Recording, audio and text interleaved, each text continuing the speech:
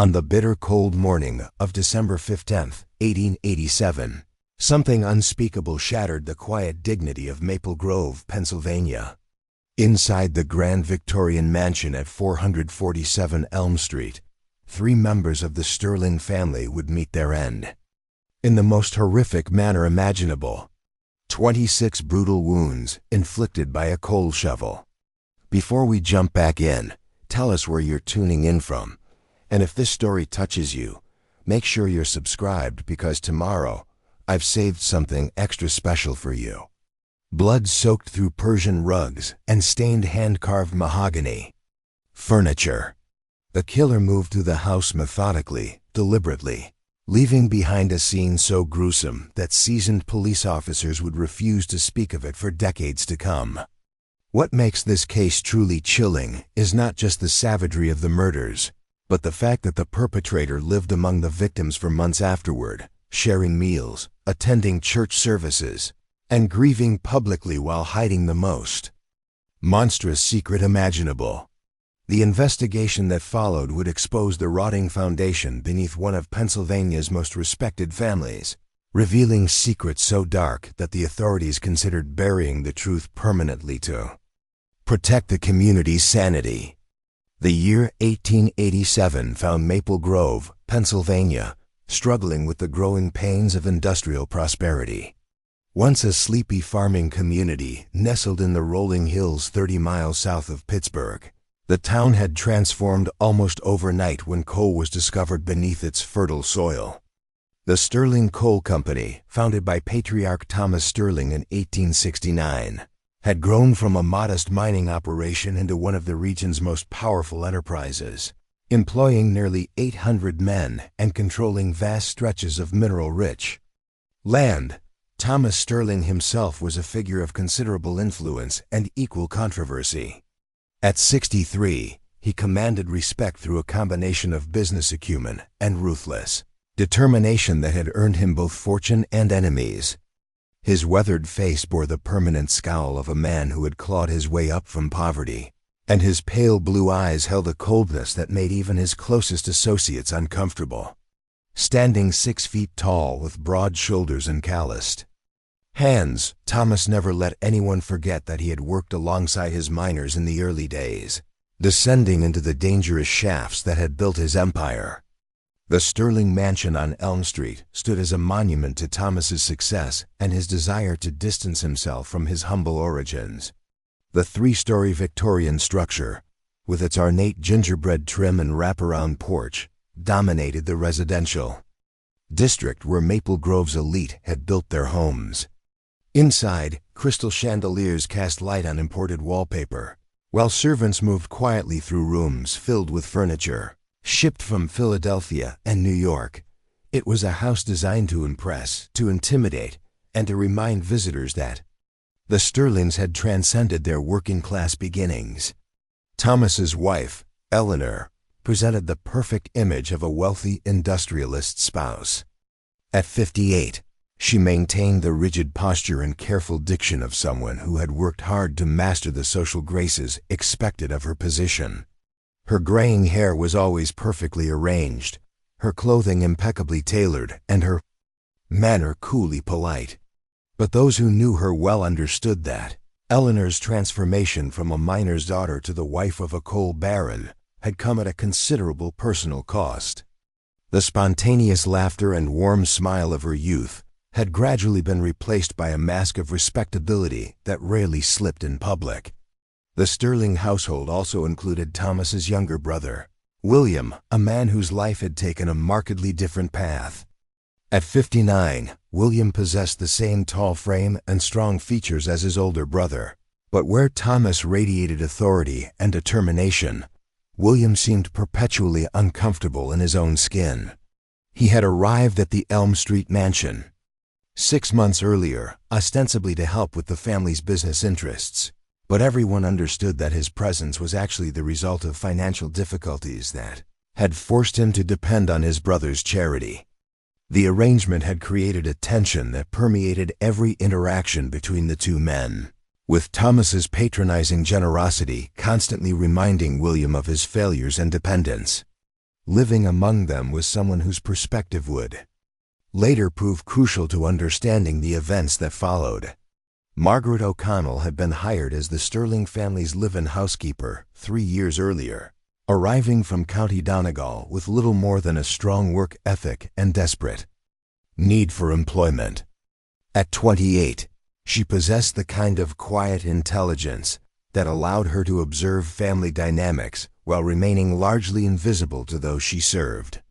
Her position in the household gave her access to conversations and situations that the family members assumed were private, making her an unwitting repository of their secrets and grievances. Margaret had quickly learned to navigate the complex relationships within the Sterling mansion. She understood that Thomas demanded absolute punctuality and perfection in all household matters, that Eleanor required careful handling when her frequent headaches made her irritable, and that William's attempts at friendliness were often fueled by loneliness rather than genuine warmth.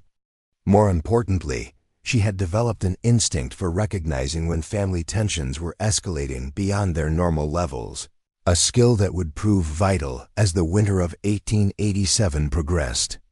The coal industry that had built Thomas's fortune was experiencing significant upheaval during this period.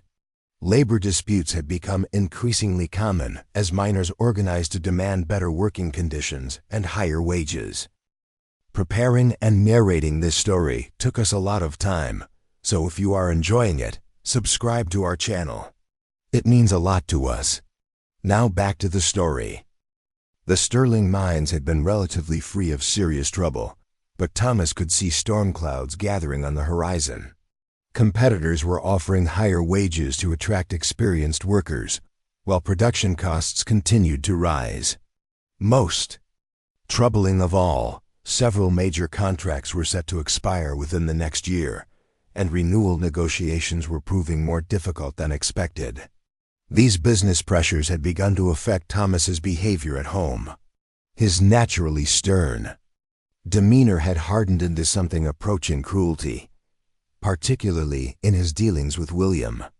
Family dinners had become exercises in psychological warfare, with Thomas making pointed comments about self-reliance and the importance of earning one's place in the world.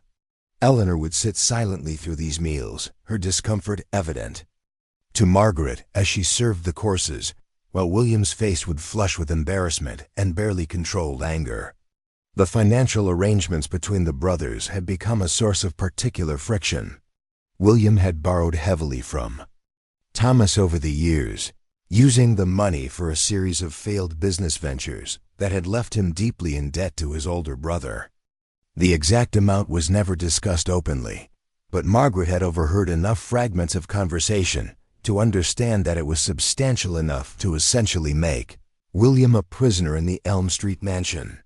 Thomas held the notes on all of William's debts, giving him complete control over his brother's future and the power to demand repayment at any time. As autumn turned to winter, the atmosphere in the Sterling household had grown increasingly oppressive. Margaret noticed that family members were avoiding each other more frequently, with meals becoming solitary affairs and conversations limited to necessary household business. Eleanor had begun spending entire days in her bedroom, claiming illness, but exhibiting symptoms that seemed more emotional than physical. William had taken to drinking heavily in the evenings, sitting alone in the library with a bottle of whiskey and staring into the fireplace with an expression that Margaret found deeply unsettling. The breaking point came in early December when Thomas announced his intention to call in William's debts and demand immediate repayment. The confrontation took place in Thomas's study on a Sunday evening, but the raised voices carried throughout the house, making it impossible for Margaret to avoid overhearing the bitter exchange between the brothers. Thomas's voice was cold and decisive as he explained that business pressures required him to consolidate his assets, while William's responses grew increasingly desperate and angry as he realized the full implications of his brother's decision. Margaret had been polishing silver in the adjacent dining room when she heard William's voice rise to a shout, demanding to know how Thomas expected him to raise such a sum with no assets and no prospects for employment. Thomas's reply was delivered with devastating calm, suggesting that William might consider seeking work in the mines, starting at the bottom like any other laborer. The silence that followed was more ominous than any argument, and when William finally spoke again, his voice carried a tone that made Margaret's blood run cold with its barely controlled fury. The final week before the tragedy was marked by an atmosphere of impending crisis that seemed to affect everyone in the household. Eleanor's headaches became more frequent and severe, often confining her to a darkened bedroom for hours at a time. Thomas grew more demanding and critical of the household staff, finding fault with arrangements that had previously satisfied him. William retreated even further into himself, emerging from his room only for meals and spending his days writing letters that he never seemed to send. Margaret found herself walking on eggshells, trying to maintain her normal routines while sensing that something fundamental had shifted in the house's emotional balance. She began to notice small details that troubled her.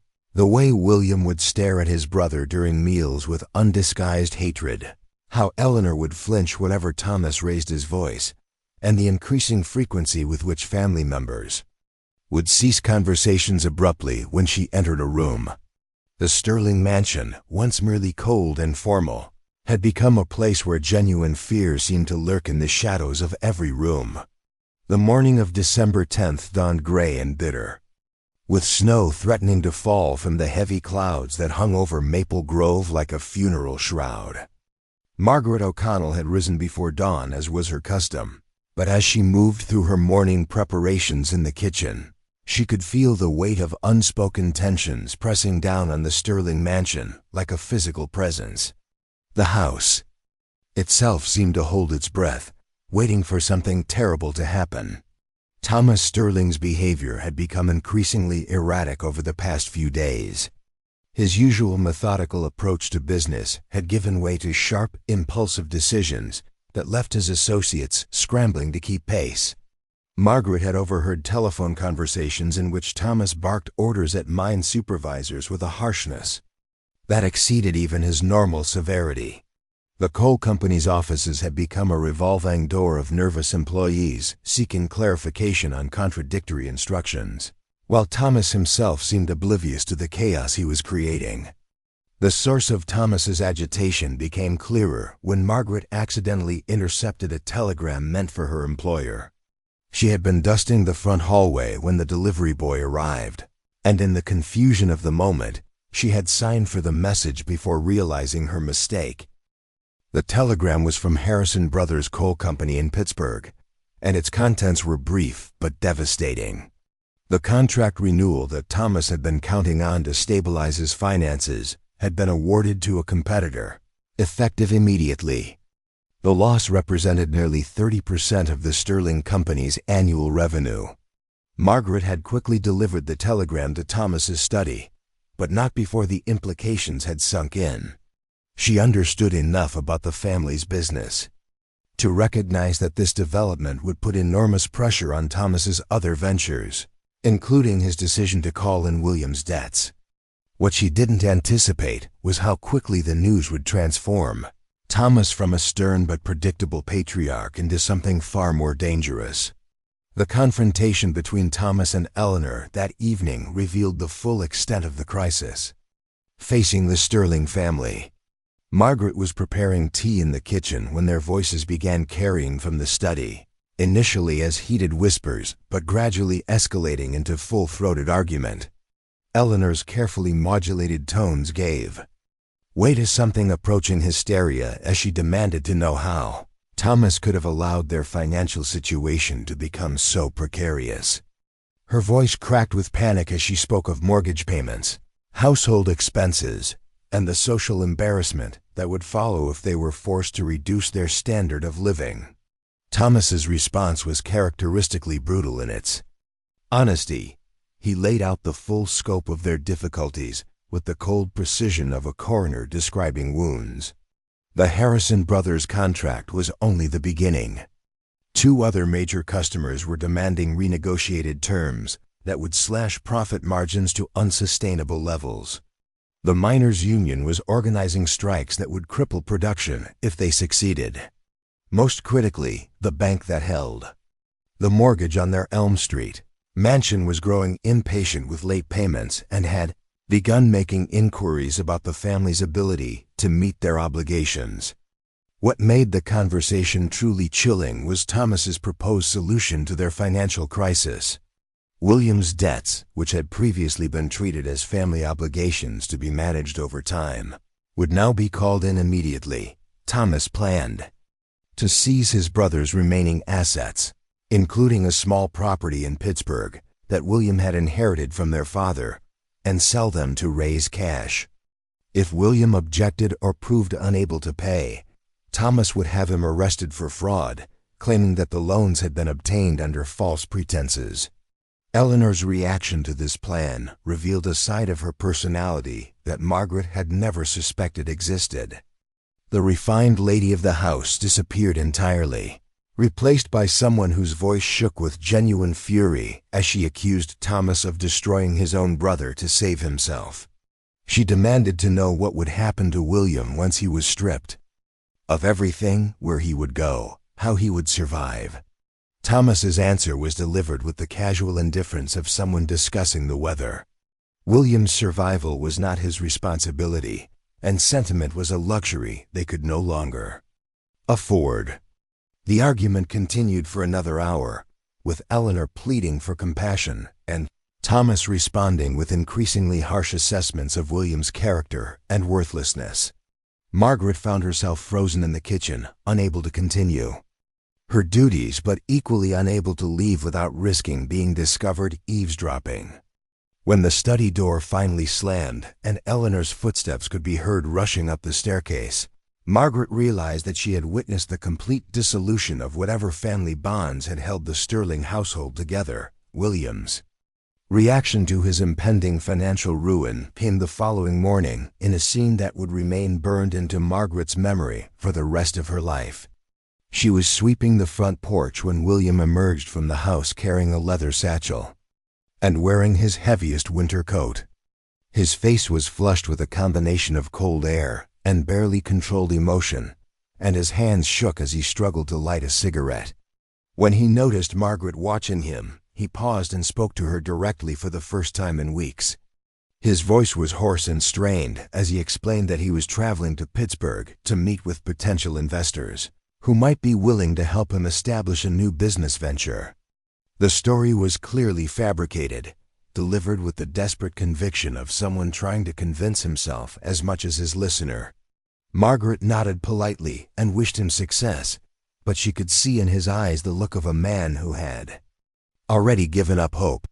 When William asked her to tell Thomas that he would return in 2 days with a solution to their difficulties, Margaret agreed, though something in his tone suggested that he had no intention of returning at all. The satchel William carried appeared to contain more than just business documents. Margaret caught a glimpse of its contents when he set it down to adjust his coat, and she was disturbed to see what looked like tools wrapped in cloth. The shapes were unfamiliar, but their weight and the care with which William handled them suggested implements that were meant for more than paperwork. When she mentioned the satchel's suspicious contents to Eleanor later that day, the older woman's face went pale, and she immediately began pacing the length of the sitting room like a caged animal. Eleanor's behavior throughout William's absence was deeply troubling to Margaret.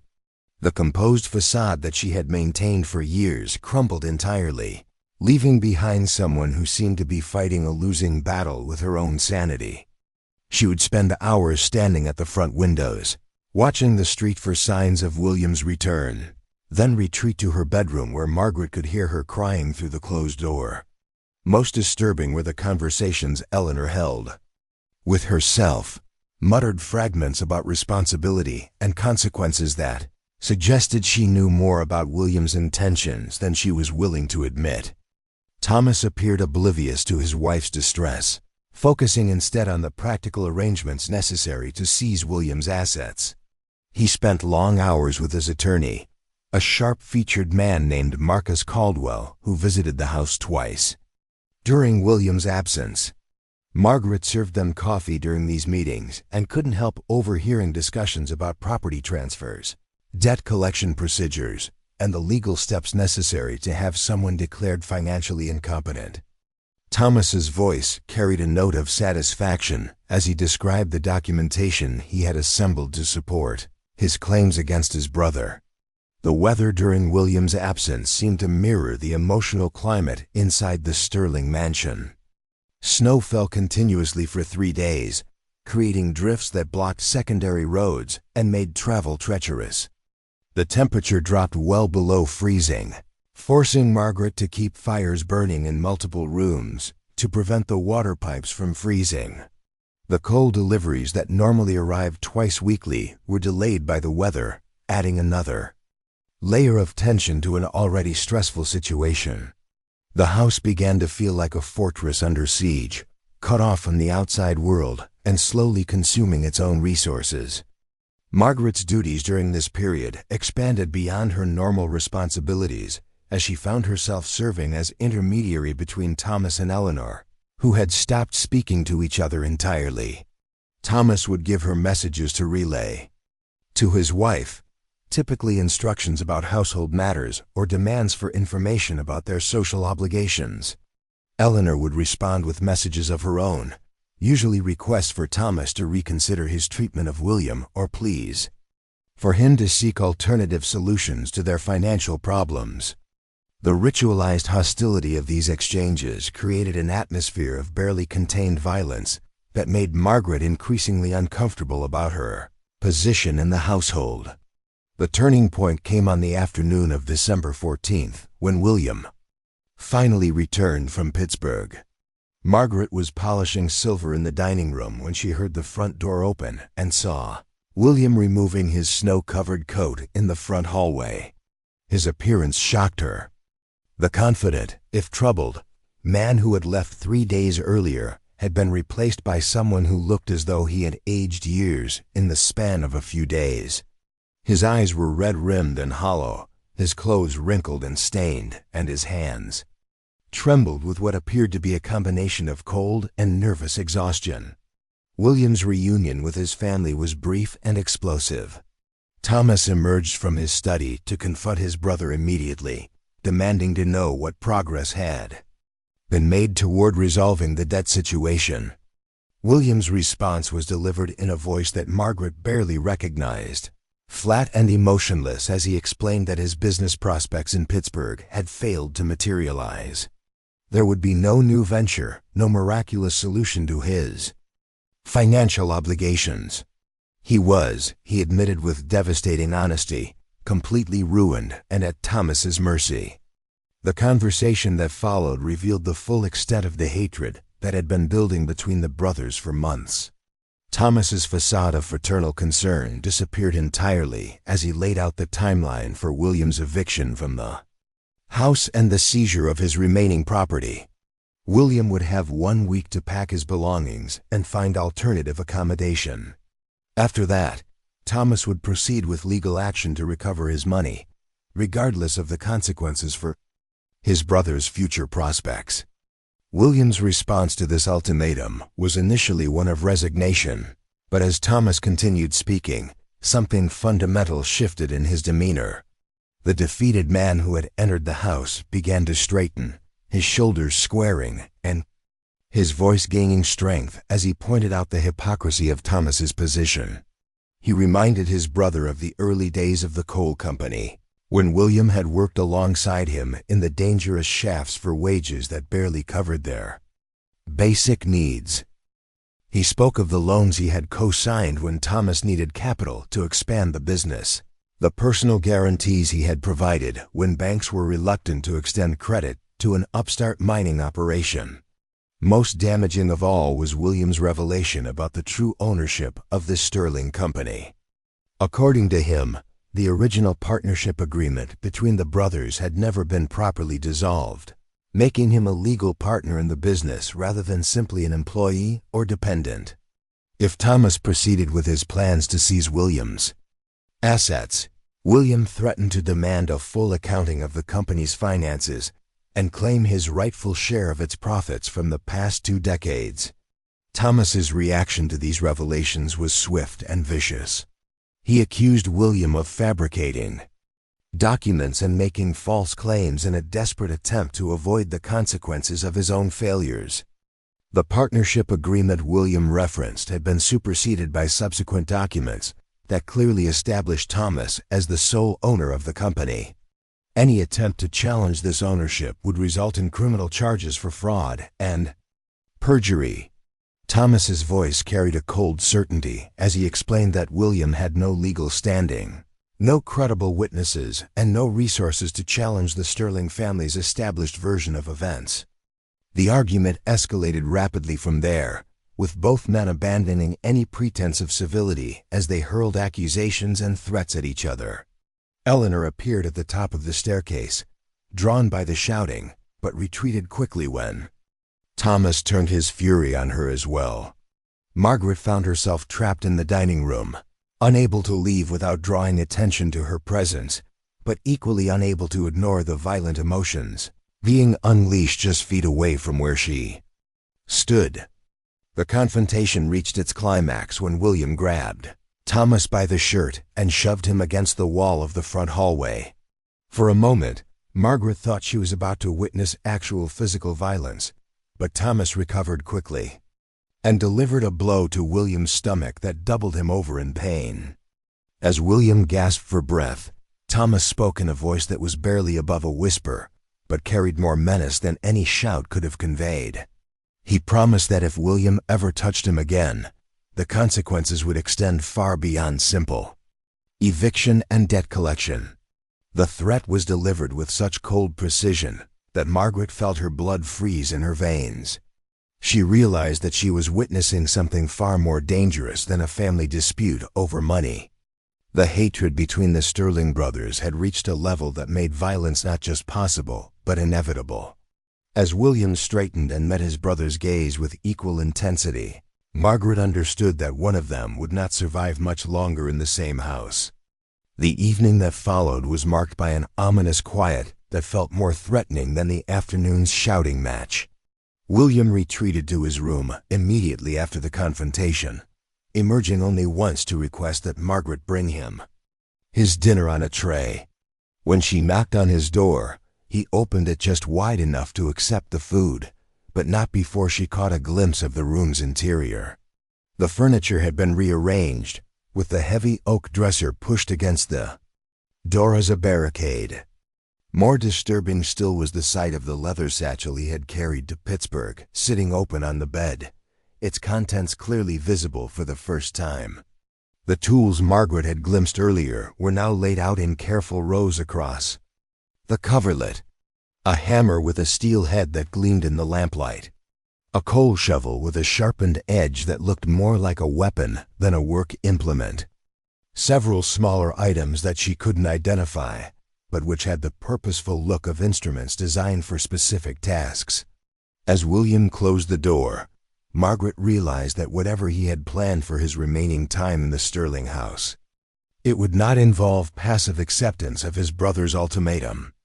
Thomas and Eleanor spent the evening in separate parts of the house, avoiding each other with the careful deliberation of people who understood any interaction might trigger another explosion.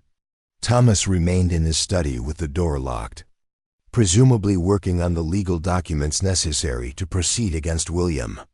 Eleanor sat in the front parlor, staring into the fireplace with an expression that Margaret found deeply unsettling. When Margaret offered to prepare tea or provide any other comfort, Eleanor responded with a shake of her head that seemed to indicate she was beyond the reach of such simple remedies. As Margaret prepared for bed that night, she found herself unable to shake the feeling that she was living through the final hours before a catastrophe. The Sterling mansion had always been a cold and formal place, but now it felt like a powder keg waiting for the smallest spark to set off an explosion that would destroy everything within its walls. She locked her bedroom door for the first time since arriving at the house 3 years earlier, and as she lay in bed listening to the wind howl around the eaves, she found herself praying that morning would bring some resolution to the crisis that had consumed the Sterling family. What she didn't know was that morning would indeed bring resolution, but not the kind that anyone could have imagined in their darkest nightmares. December 15th arrived with a deceptive calm that belied the violence it would witness. Margaret.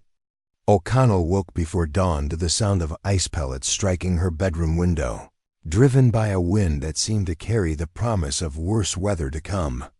The Sterling mansion felt different that morning, charged with an electricity that made her skin prickle as she moved through her early morning routines. The house itself seemed to be holding its breath, waiting for something inevitable to unfold. Thomas Sterling was already awake when Margaret descended to the kitchen, sitting at the small table where the servants normally took their meals and staring at a cup of coffee that had long since grown cold. His appearance startled her. The always immaculately dressed patriarch looked as though he had not slept at all, his hair disheveled and his shirt wrinkled from a night spent in his chair. Dark circles under his eyes spoke of exhaustion, but there was something else in his expression that made Margaret deeply uncomfortable. He looked like a man who had made a terrible decision and was steeling himself to carry it through. When Thomas noticed Margaret's presence, he spoke to her directly for only the second time in the 3 years she had worked in the household. His voice was hoarse and strained as he instructed her to prepare breakfast for 3 people, emphasizing that she should use the good china and lay out the meal in the formal dining room rather than the usual breakfast nook. The request struck Margaret as odd, given the family's recent tendency to avoid shared meals, but Thomas's tone discouraged questions. He wanted everything to appear normal, he explained, despite the difficult circumstances the family was facing. As Margaret began preparing breakfast, she could hear movement from the upper floors of the house.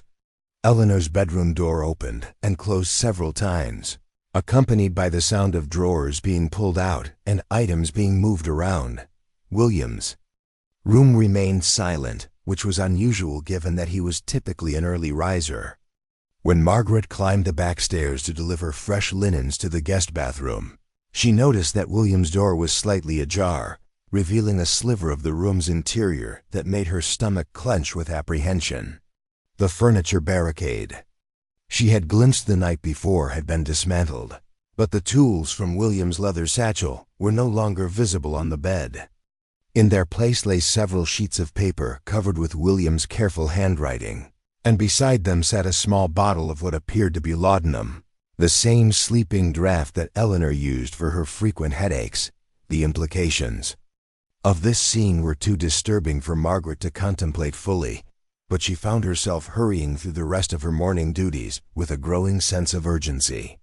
Eleanor appeared in the kitchen shortly after 8 o'clock, dressed in her finest black wool dress and wearing jewelry that she normally reserved for church services or formal social occasions.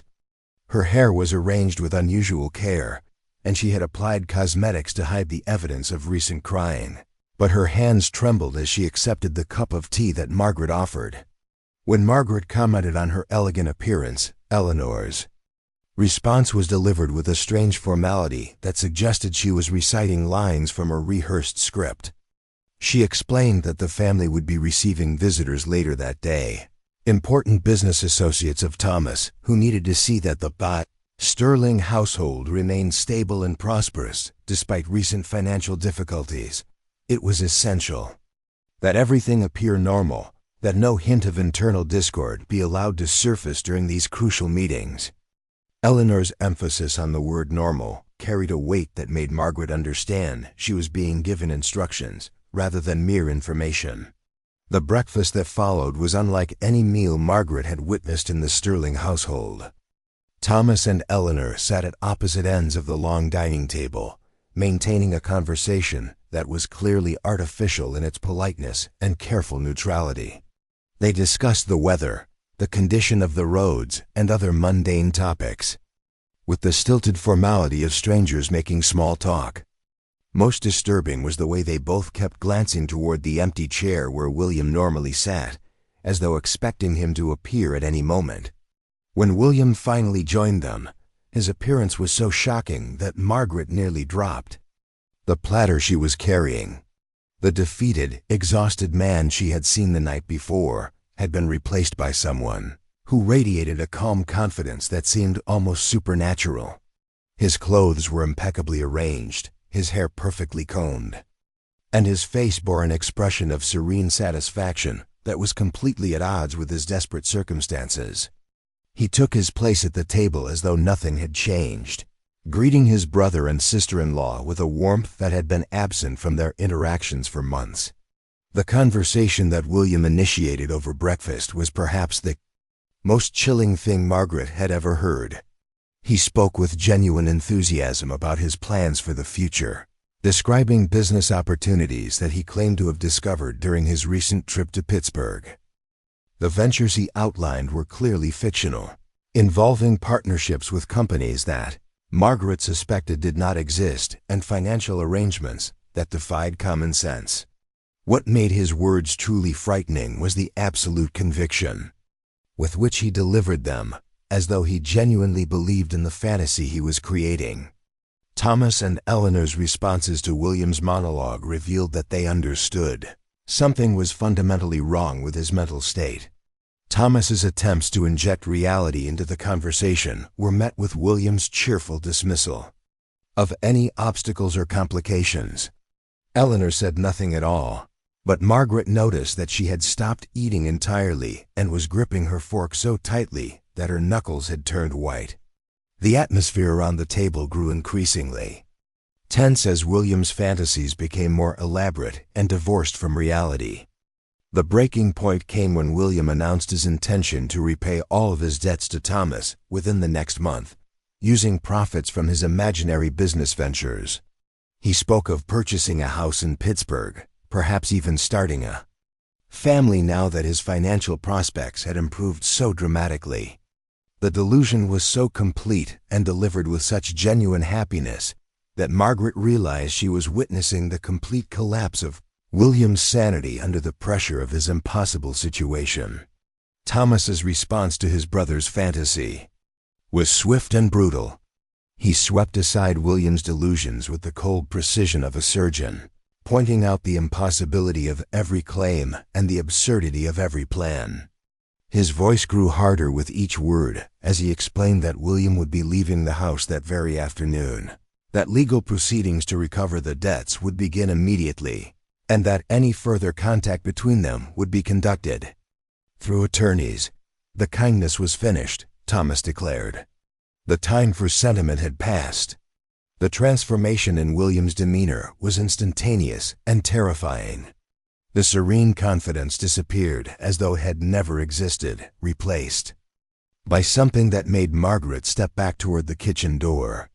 William's face contorted with an expression of pure hatred that seemed to consume his features entirely, and when he spoke, his voice carried a tone that she would later describe to investigators as inhuman. He told Thomas that he had been expecting this response, that he had prepared for this moment, and that everything would be resolved before the day was finished. Eleanor chose that moment to excuse herself from the table, claiming that she needed to rest before the afternoon's business meetings. Her departure was clearly an attempt to escape the confrontation between her husband and his brother, but as she passed behind William's chair, he reached out and grasped her wrist with surprising strength. His grip was so tight that Eleanor gasped in pain, but when she tried to pull away, William's hold only tightened. He looked directly into her eyes as he spoke, his voice dropping to a whisper that somehow carried more menace than any shout. He told Eleanor that she would not be leaving the dining room, that none of them would be leaving until certain matters had been settled permanently. The word permanently was delivered with such emphasis that Margaret felt her blood turn to ice water in her veins. She realized that she was witnessing the final moments before something unspeakable happened, but her body seemed frozen in place, unable to move or call for help. William's free hand moved to his jacket pocket, and Margaret caught a glimpse of the hammer handle protruding from the fabric. Thomas seemed oblivious to the immediate danger, continuing to berate his brother about reality and responsibility, even as William's grip on Eleanor's wrist began to leave visible marks. It was only when William stood up, still holding Eleanor captive while his other hand moved toward the concealed weapon, that Thomas finally understood what was about to happen. His face went pale as he recognized the look in his brother's eyes, the same expression that Margaret had seen in the faces of animals that had been cornered with no possibility of escape. The first blow came without warning, delivered with shocking suddenness as William brought the hammer down on Thomas's skull with tremendous force. The sound was unlike anything Margaret had ever heard, a wet cracking noise that seemed to echo through the dining room for several heartbeats after the impact. Thomas collapsed forward onto the table, blood immediately beginning to pool around his head, but he was not yet dead. His body convulsed weakly as William raised the hammer for a second strike, this one delivered with even greater force than the first. Eleanor's screams filled the house as she watched her husband being murdered just feet away from where she stood. Her attempts to break free from William's grip became frantic, but his strength seemed to have increased with his madness, and he held her easily with one hand while continuing his assault on Thomas with the other. The third blow silenced Thomas's movements permanently, but William continued striking long after there was any need, his face twisted with a fury that seemed to have been building for decades. When William finally stopped hitting his brother's lifeless body, the silence that followed was more terrifying than Eleanor's screams had been. He stood over Thomas's corpse with the bloody hammer still in his hand, breathing heavily but otherwise calm, as though he had just completed a difficult but necessary task. Eleanor had stopped struggling and was staring at her husband's remains, with an expression of complete shock, her mind apparently unable to process what she had just witnessed. William's attention turned to Eleanor with the same cold calculation he had shown while murdering Thomas. He released her wrist but positioned himself between her and the dining room door, making it clear that escape was impossible. His voice was conversational as he explained that she had witnessed something that could never be reported to the authorities, that her survival depended entirely on her willingness to cooperate with the story he was about to create. Eleanor nodded mutely, terror having stolen her ability to speak coherently. The performance that William orchestrated over the next hour was a masterpiece of deception and misdirection. He began by positioning Thomas's body to make the wounds less immediately visible, arranging his brother's clothing to suggest that he had simply collapsed at the table. The hammer was cleaned meticulously and returned to the coal scuttle in the basement, where it belonged among the other household tools. William's blood-stained jacket was bundled into the laundry bag, to be disposed of later when the immediate crisis had passed. More disturbing than the physical cover-up was the psychological manipulation that William employed to ensure Eleanor's compliance.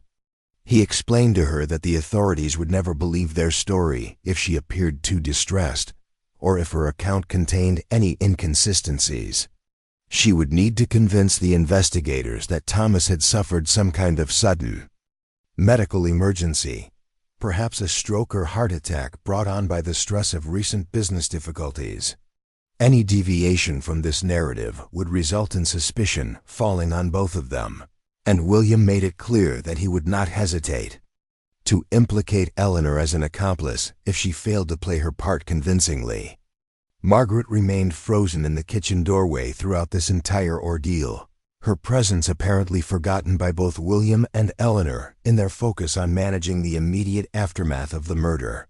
She watched in horrified fascination as William transformed from a deranged killer back into the concerned brother-in-law who would soon be summoning help for his tragically deceased relative.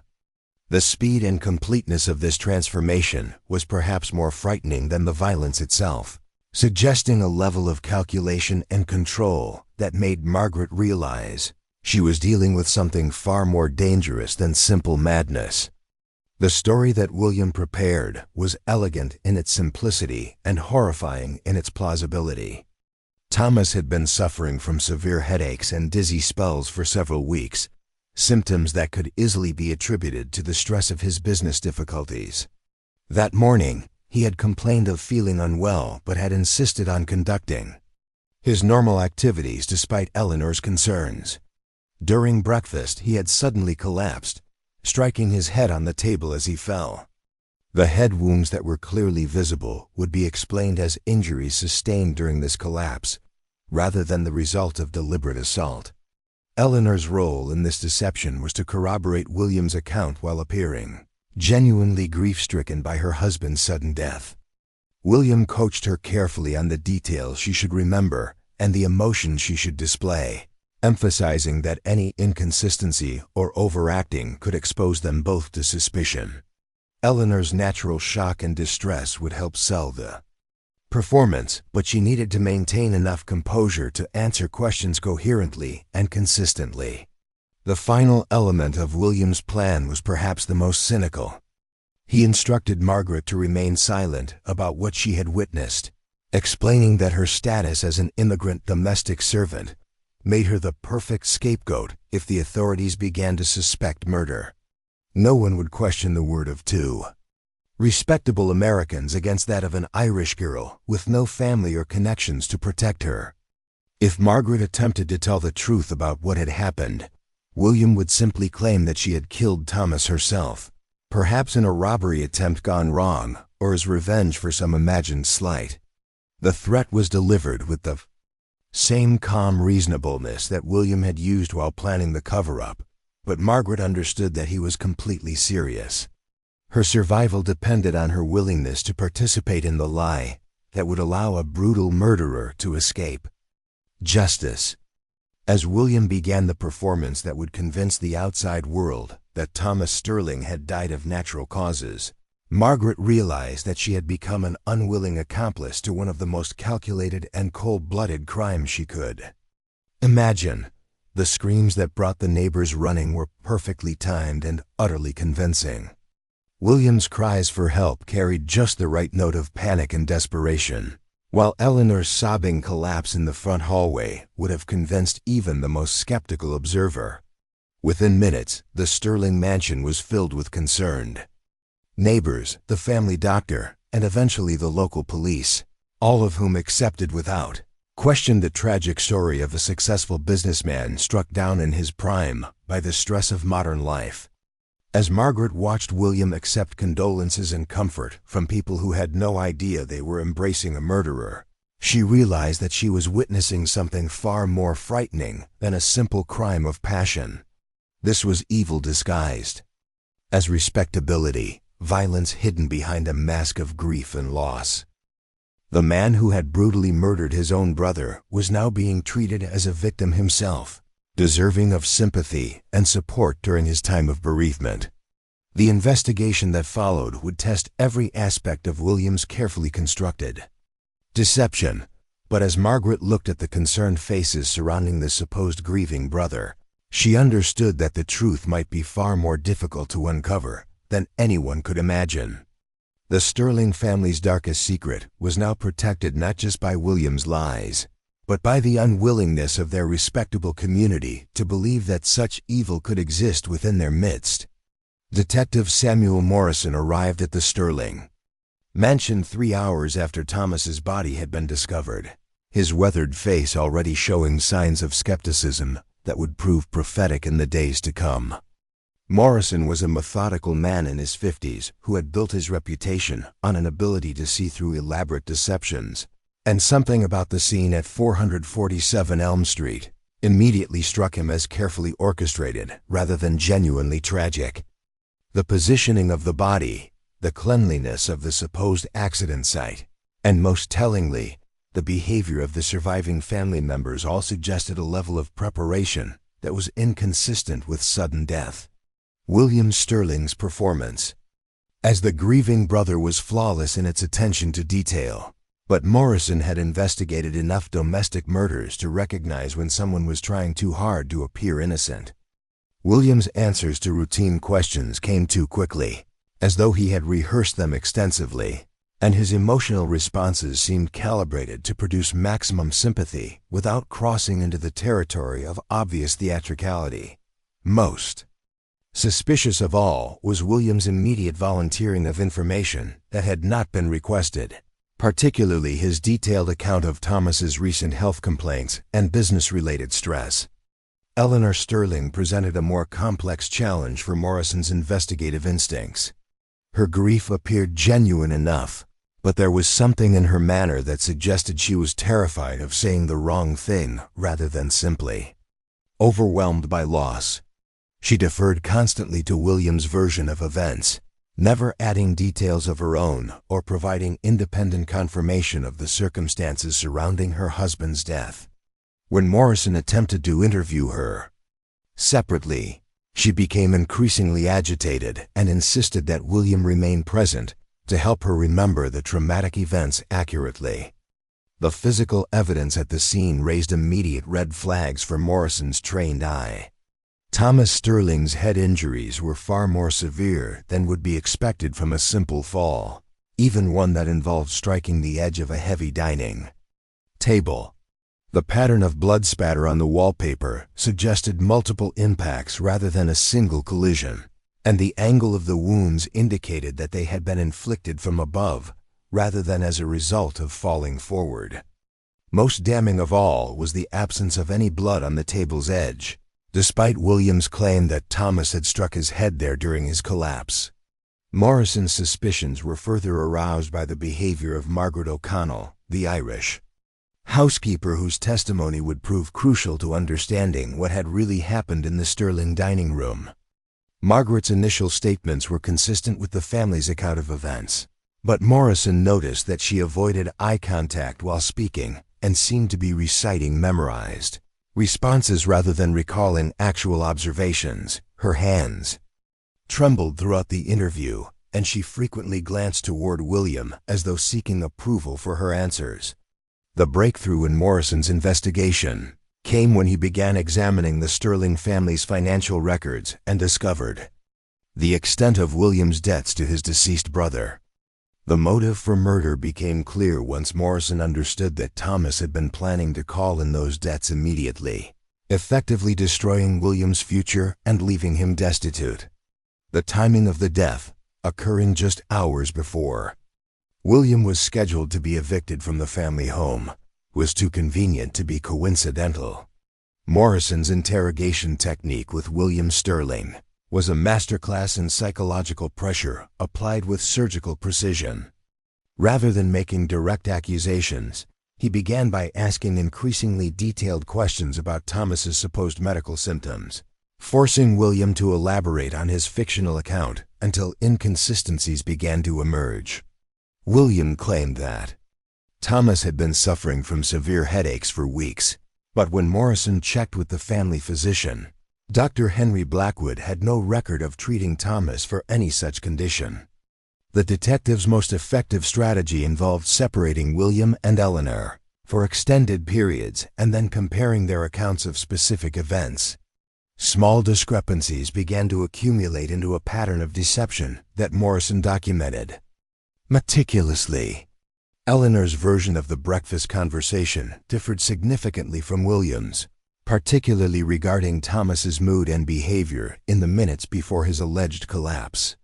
When confronted with these inconsistencies, both William and Eleanor became defensive and began accusing each other of misremembering details due to shock and grief.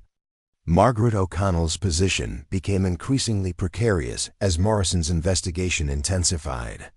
The detective recognized that she possessed information that could expose the truth about Thomas's murder, but he also understood that her vulnerable status as an immigrant domestic servant made her reluctant to contradict her employer's version of events.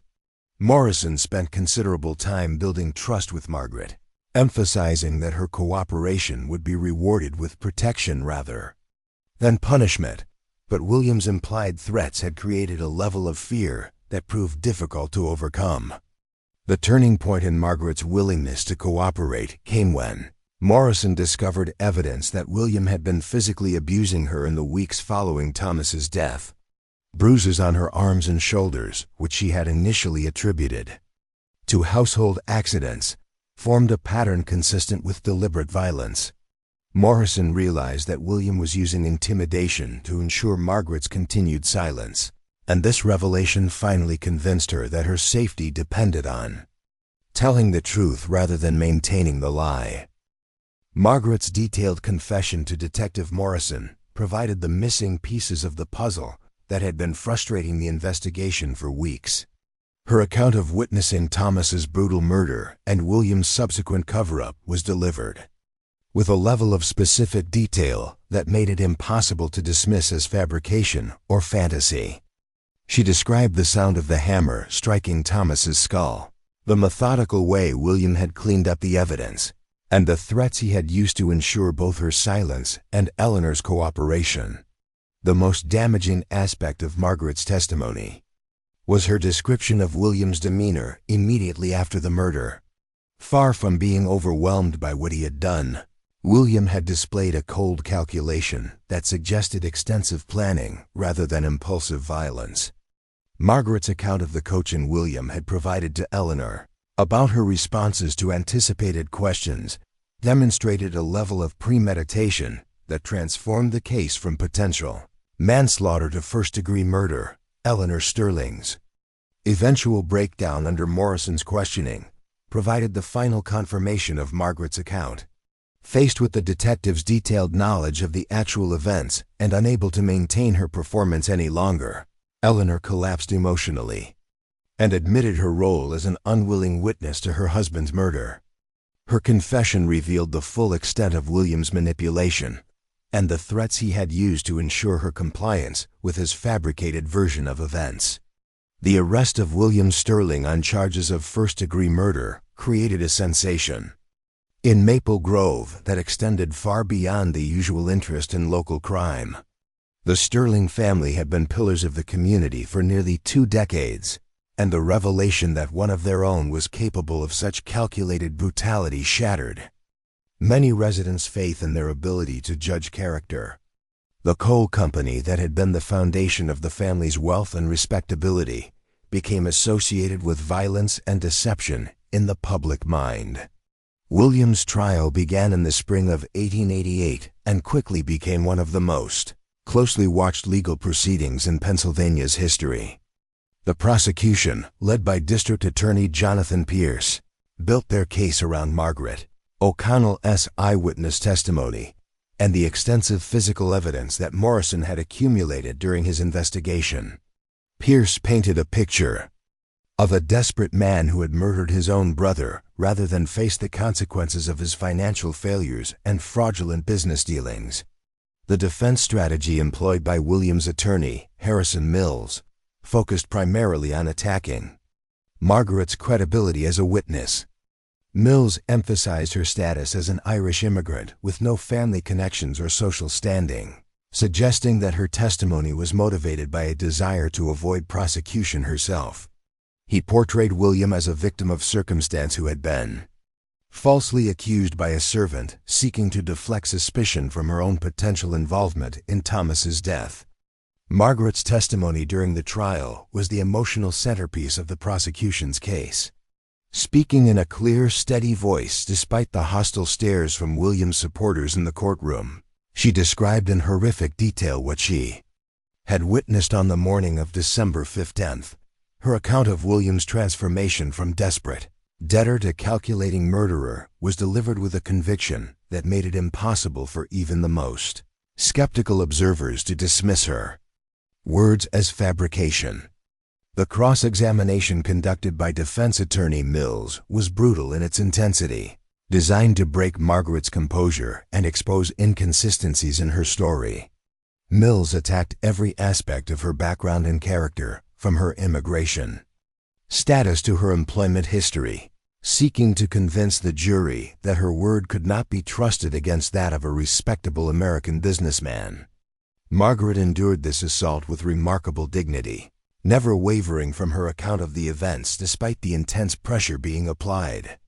Eleanor Sterling's testimony provided crucial corroboration for Margaret's account, though her obvious terror of William made her a less effective witness than the prosecution had hoped.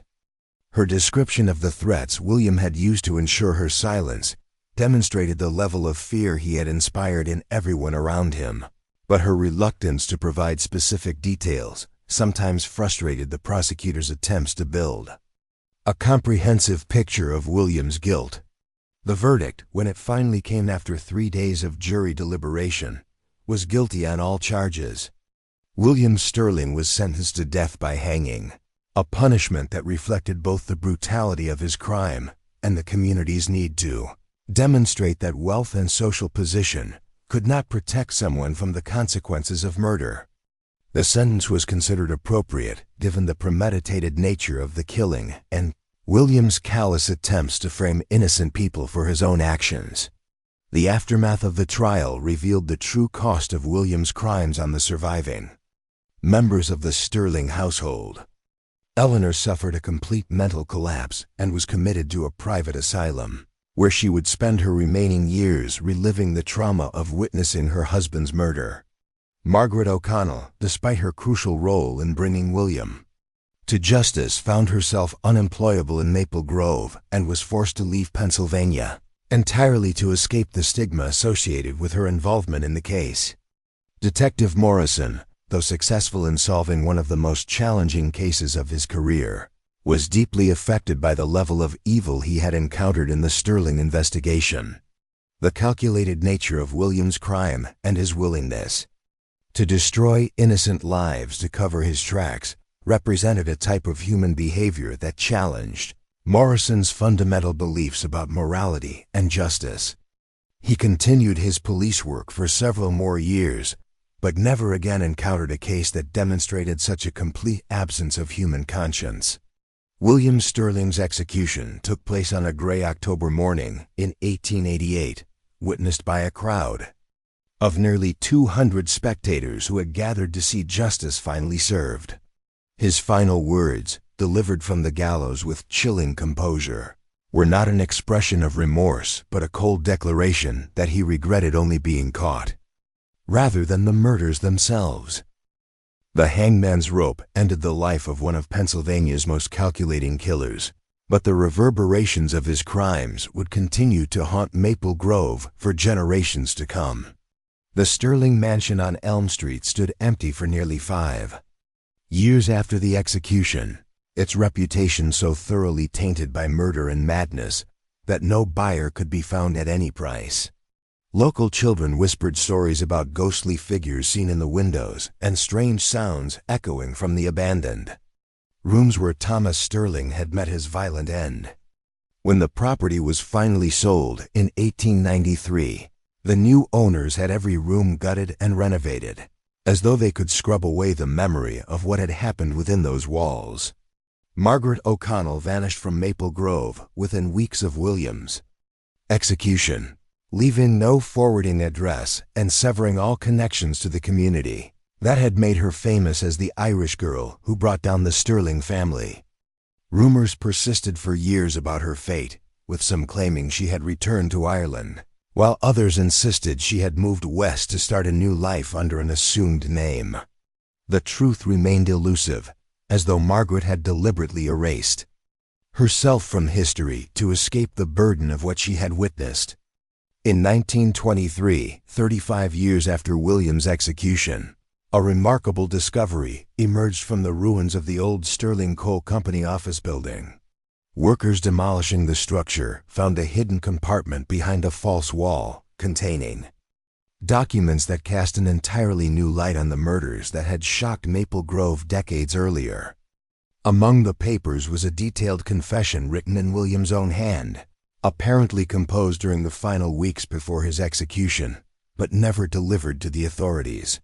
The confession revealed secrets that transformed the entire understanding of the Sterling family tragedy. According to Williams' account, Thomas had not merely been calling in debts, but had discovered evidence of Williams' involvement in a mining accident that had killed 3 workers 2 years earlier. Thomas had threatened to expose his brother's criminal negligence unless William agreed to leave Pennsylvania permanently and never return. The financial dispute that had seemed to provide the motive for murder was actually a cover story designed to hide the much darker truth about Williams' past. Most shocking of all was Williams' claim that the murders had been planned for months in advance, with every detail carefully orchestrated to ensure that suspicion would fall on Margaret O'Connell rather than himself. The Irish housekeeper had been chosen as the perfect scapegoat from the beginning, her immigrant status and lack of social connections making her an ideal candidate for a false murder conviction. Only Detective Morrison's skill and Margaret's unexpected courage had prevented an innocent woman from being executed for crimes she had witnessed rather than committed. The confession also revealed that Eleanor Sterling had not been an unwilling witness to her husband's murder, but an active participant in the planning. According to William, Eleanor had been slowly poisoning Thomas with small doses of arsenic for weeks before the hammer attack, weakening him to ensure that he would be unable to defend himself effectively. Her performance as a traumatized widow had been as calculated and deceptive as William's portrayal of the grieving brother. This revelation cast Eleanor's subsequent mental breakdown in an entirely different light. Rather than being the result of witnessing violence, her collapse appeared to have been caused by guilt over her own participation in murder and the fear that her role would eventually be discovered. The private asylum where she spent her final years became less a refuge for a trauma victim and more a prison for someone whose conscience had finally overwhelmed her ability to live with what she had done. The discovery of William's confession created a brief sensation in 1923, but by then most of the original participants in the case were dead, and the community had long since moved on from the scandal that had once dominated local conversation. Margaret O'Connell, if she was still alive, never came forward to comment on the revelations that vindicated her testimony and exposed the full extent of the evil she had courageously opposed. The Sterling family name disappeared from Maple Grove entirely after Eleanor's death, their coal empire absorbed by larger corporations and their legacy reduced to a cautionary tale about the corruption that can fester behind facades of respectability. The mansion on Elm Street eventually became a boarding house, then a small hotel, and finally a historical museum dedicated to preserving the memory of Pennsylvania's industrial past while carefully avoiding any detailed discussion of the murders that had once made it infamous. Today, few residents of modern Maple Grove know the full story of what happened in that Victorian mansion during the bitter winter of 1887. The Sterling family murders have become just another half-remembered ghost story, a reminder that evil can wear the mask of respectability, and that truth sometimes emerges only when it is too late to matter to those who suffered most from its concealment. Up next, you've got two more standout stories right on your screen. If this one hit the mark, you won't want to pass these up. Just click and check them out.